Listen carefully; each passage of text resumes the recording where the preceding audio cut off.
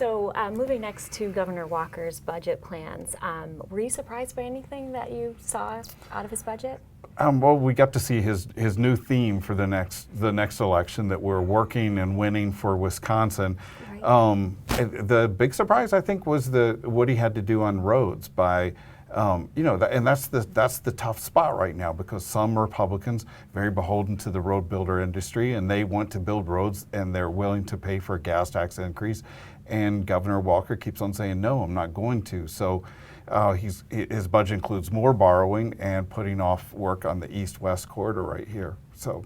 And how are people responding to that here? Well, okay, roads are very strange around Wisconsin. I'm not from Wisconsin originally, so you've been here long enough. I've been here long enough, but this is the bridge to nowhere kind of thing where it just stopped, and this is the place where they almost built a double-decker freeway years ago by the lakefront. I mean, crazy stuff. Mm-hmm. So now you've got this fight over what to do with the east-west freeway system. That's the part, basically from the Marquette interchange to about 82nd. To the zoo.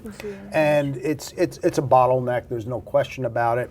The neighborhoods, and they've done work on those two parts, the Marquette and the zoo, but not in between. Yeah, and the neighborhood, Story Hill, they don't want anything to do with it. And you also have the cemeteries in the middle of all of this. That you can't widen the road by the cemeteries. So they've decided to halt it. But in come MMAC, the Chamber of Commerce, they want this project done, and they're going to still push for this project. It's a really high traffic. It's high traffic, and they point to places like the Menominee Valley, the Brewers, Miller Coors, Joy Global, that they need this east-west system taken care of.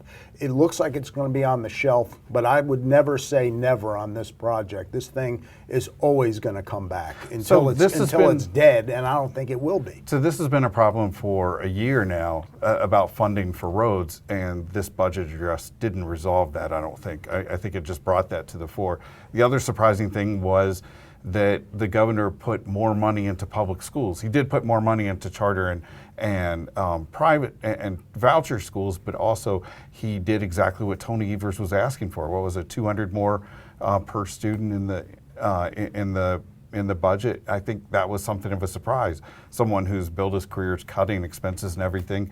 Act 10, which was meant to reduce expenses in the schools, he brings this up. That was a big surprise to me. I mean, it was interesting that he tied the funding to Act 10. So to get the money, you've got to comply with right. Act 10. And so then if they don't abide by Act 10, he can point the finger at them and say it's their fault that they didn't get the extra money.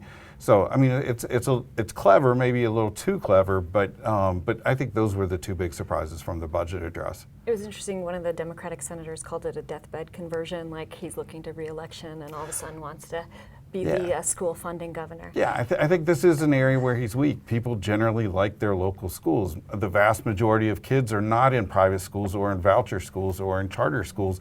So he wants to shore up his support in that area, and I think in the suburbs, that's a very important thing for him to be tackling. And you can also see, he tweeted out a day before this speech what I would call a Morning in America ad about this budget. And I mean, with the sort of the glossy shots of Wisconsin and the winning and working, or is it working and working winning? And winning and for Wisconsin. For Wisconsin. Yes. And so, 14 times in the speech. And what sort of amazed me is, you still have Democrats in the state who think he's not going to run for re-election. And to be quite honest, I don't know what they're looking at. We had another tweet, actually, it was just like that said, the future's too bright to stop being governor, right, sort of thing, with a little smiley face with the shades. And he also addressed it more directly by saying if Hillary Clinton had won, he would not run for re-election, which leaves the question open that she didn't win. So he obviously can't run for president in 4 years. So